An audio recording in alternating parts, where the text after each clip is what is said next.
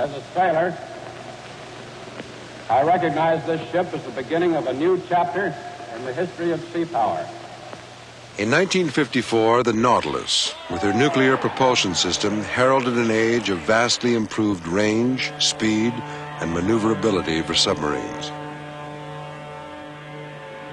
Here was a submarine that could go indefinitely submerged and never come up. The limiting factor of the old sailing ship days was how much water you had and how much food you could carry. The wind was there all the time. If you had the sail, it wouldn't rip out. But now with a nuclear submarine, suddenly, we're back in the sailing ship days. You go as long as there's food, as long as there are provisions, as long as you can get water to feed your crew. A few years later, the advance of rocket technology secured the future of the submarine as part of America's defenses. 24 hours now, a new factor of enormous significance has attended the increasingly complicated world in which we live.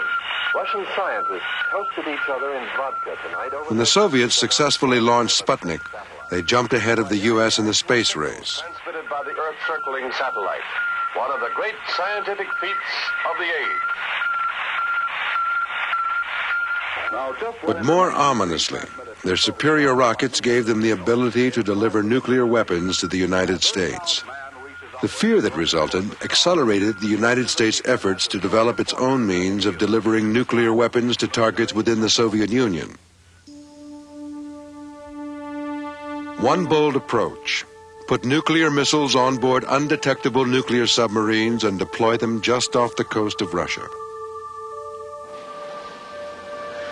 In January 1958, just 2 months after the shock of the Sputnik launch, the Navy cut an attack submarine in half and inserted a 130-foot section to accommodate 16 missile launching tubes. She was christened the George Washington.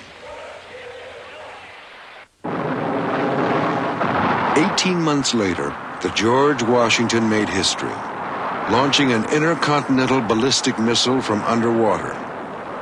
Now there were two types of submarines roaming the seas: attack subs, hunting as subs had always been designed to do, and missile subs, keeping nuclear weapons hidden even near an enemy's doorstep. Today, the missiles on board the Michigan are capable of reaching targets thousands of miles away from here near Puget Sound, or indeed from anywhere in the North Pacific. The exact location of her patrol area is so secret that most of the members of the Michigan's crew have no idea where they'll be going.